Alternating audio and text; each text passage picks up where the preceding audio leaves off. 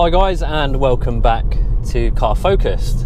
Now today is a car review and you join me inside a 2019 Mark 8 Ford Fiesta ST-Line, but not just a normal ST-Line, this one is the ST-Line X. Now I normally have kind of performance cars on my channel, fast Fords, something with a nice chunk of power, but those cars, they do come at a price because obviously not everybody can insure them. They're quite expensive to run, so fuel economy, general repairs, servicing is always a bit more expensive than your average vehicle. Now this little car, the ST-Line X, this is kind of there to almost replicate one of those cars but be much cheaper to run. Now, on the outside of this car, it doesn't look too dissimilar from a Fiesta ST, from a Mark 8 Fiesta ST. They look very similar. Obviously, it's the same body shape, it's a Mark 8 Fiesta. The bumpers are very similar, it's just subtle differences with the rear diffuser, and the front bumper is slightly different to the Fiesta ST. But this has 17-inch wheels as standard. You can upgrade it to 18-inch wheels, which are really nice. And if you do have the 18-inch wheels, from the outside, it looks just as good as a Fiesta ST. It looks equally as impressive.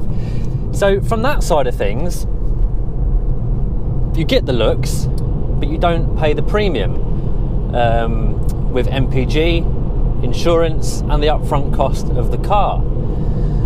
Now, performance-wise, these cars, you can spec these with 4 different engine variants. You can get 3 1-litre EcoBoost turbo engines, so you can get 100 PS, the 125 PS, and the 140 PS version.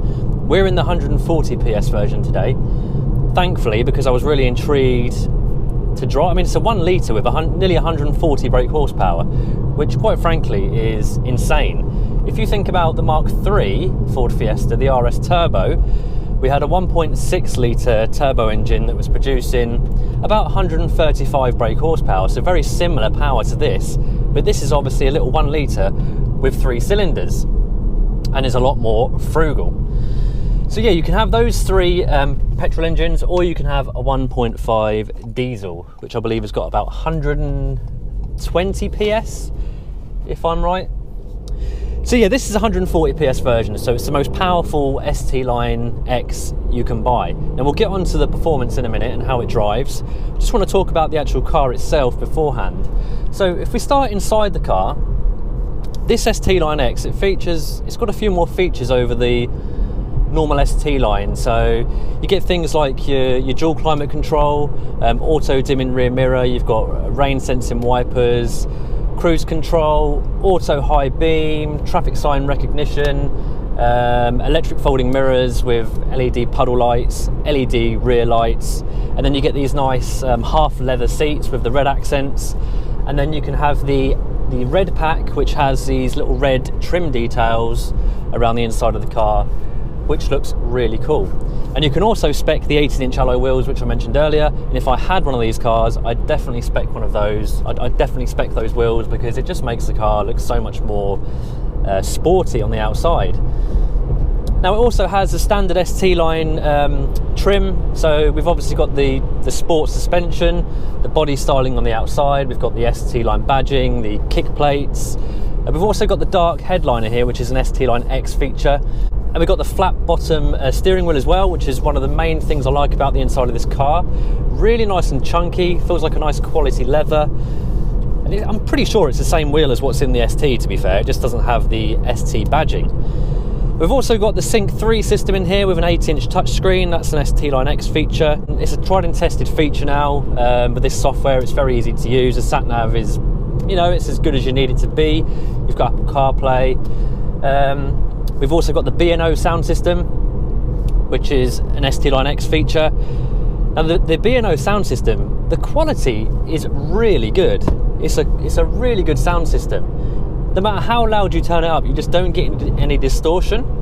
And it's probably the best sounding system that I've heard in any of the previous Fords that I've driven that haven't featured the B&O system. So my Mark III Focus RS I had with a Sony system, it wasn't a patch on this B&O system. So I think it's a really nice addition to the car. Now, the driving dynamics of this car, as I've already touched upon, this is a 140 PS version from the 1 litre 3-cylinder EcoBoost engine, which is very impressive. Now, I've had this car so far for about 4 days. In the first 3 days, I did over 500 miles in the car. I picked it up on it was delivered to my house on the Friday. I took it to Wales on the Friday night, and then I drove it back from Wales in the storm, stupidly enough. We've had a big storm here in England, or in the UK. So yeah, racked up a healthy amount of mileage, and I kind of feel it's given me a good feel for what this car is actually like. Now, before we talk about the kind of the power, the handling, just a couple of things I've picked up from the long drive, a couple of minor niggles. Now, the suspension, it is quite firm. I mean, it's not full on kind of RS firm, but it is pretty firm. And it is an upgraded sport suspension system, so I suppose you have to kind of expect a bit of firmness to the ride. It's not unbearable, but when you are kind of cruising on a motorway, you do feel the slight imperfections in the road. Now, for me, driving on my own, it doesn't bother me at all. It's just when you have a passenger in the passenger seat, you kind of become more aware of the ride. I had my wife in the passenger seat to Wales, and she did comment on the fact that it was quite firm. Don't want to hit this van. So yeah, that was kind of the first sort of negative, but I think when you get this car into a back road and you want to enjoy the handling, that definitely becomes a positive. The second thing I found a bit weird about the car is the steering. Now, when the steering is centre weighted, it feels quite heavy, but the minute you go left or right, it immediately becomes light. So it makes the car a little bit fidgety. So in a straight line, if there's a slight camber on the road or a little bit of wind and it knocks you off centre, it becomes really light and makes the car a little bit fidgety. So that's another kind of negative thing that I personally have found about the car. Gearbox is lovely, no issues with the gearbox. Typical Ford, it feels nice and solid, a good quality gear shift, reasonably short throw, doesn't feel sloppy at all. Pedal feel, we've got some nice metal sports pedals here. The brake feel, I think, when you initially press the brake at speed, there's a slight bit of travel, which doesn't really give you too much feedback. But when you push the pedal a bit further, you then begin to slow down. So it's a little bit of travel at first before the brake really starts to kick in, which kind of takes a little bit of getting used to. Throttle response in this car. So with it being such a small engine, it's not as torquey as obviously your big powered turbo cars, so you have to kind of bear that in mind. So if you're at low revs, say 2,000-3,000 revs, and you plant it, which is what I'll do now, so third gear, we'll go 2,500 revs, and you plant it, it does pick up quite well, but you just have to bear in mind that you don't have all the power that you would have in an ST, say, for example. But it is sufficient power to kind of push you along nicely. But this car really does get going when you get to kind of 4,500-5,000 revs, and it revs all the way through to about 7,000. And that is the kind of party piece with this 140 PS engine. And it's definitely the one to go for, guys. I've driven the 125 and I've driven the 100 PS, and this 140 engine is the one to go for. If you can, I'm not sure how it affects premiums, but if you're a young driver and you want the sporty looks and you do want a bit of power to go with it, you got to go for the 140 PS engine. So we're in third gear now. Plant the throttle. It just nice and progressively picks up. But this car, I mean, the chassis on this car, it's typical Fiesta. It's amazing. It's nice and light on its feet. It's very pointy. It's very responsive to minimal inputs. Ford really do always nail the handling of the Ford Fiesta, and this is just basically a tweaked version of the Mark 7, and we all know how good the Mark 7 was. This is also running Michelin Pilot Sport 4 tyres, which handle brilliantly as well, so it's a nice combination with the chassis. But yeah, rev this engine all the way through to near 7,000 and it really does go. It's really impressive. If I was, I don't know, 18, 19 years old and I had a full-time job and I could afford the PCP repayments on this car, this is a perfect car for you. Also, good things I picked up on when I was driving to Wales in this car. The amount of tech that you get in this thing for a Ford Fiesta now is incredible. It's full of tech, and it is also pretty damn good on fuel. I averaged over 38 miles per gallon, over 500 miles, and that wasn't driving too slowly. I did put my foot down a few times because I wanted to make progress, and yeah, I was averaging over 38 miles to gallon. And that, quite frankly, for a nippy petrol car, is really good. So while I'm waiting for the road to open up a bit for this lorry to disappear so I can put this car into some corners, pricing of this vehicle for an ST-Line X, you're looking at over 20,000, just over £20,000, which I appreciate does seem quite expensive now by today's standards, but you have to look at the competition. You have to look at cars like the Polo, the Seat Ibiza, those kind of cars, Vauxhall Corsa. It is competitively priced. And for what you get with this car as well, it's not a bad deal. Let's overtake this lorry. So we've got the power in second gear to get past it, rev it all the way through. Beautiful. This car it's more than powerful enough for what you need on these roads. Yes, so pricing, it's not ludicrously expensive compared to what else is about on the market. And like I say, if you buy one of these that's a couple of years old, you can get some great savings on these now. You can get these for around the £10,000 mark, I believe, for the early ones. And also, if you go into your local Ford dealership, there's always discounts and deals to be had, good finance deals. Don't always believe the figure that you see on the Ford website, because you can quite often get money off that. Right, so before I wrap this video up, we need to just kind of test it on some nice twists and turns.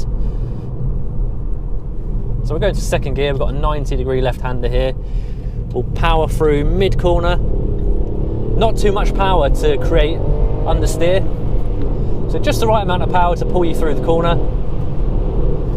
And you progress nicely along the road. It's a cracking little car. Cracking little car. And it looks nice. It feels nice. There's a couple of minor niggles which I've already addressed, but other than that, superb little car. For me, this is a great stepping stone to an ST model, to a Fiesta ST, to a Focus ST. This is basically your old Zetec S, and that always used to be the case. You'd probably start off in a base model Fiesta, you progress up to the Zetec S, and then when you got a little bit older and you could afford the costs, you then go up to the ST version. And nowadays, there isn't much difference between this and the ST.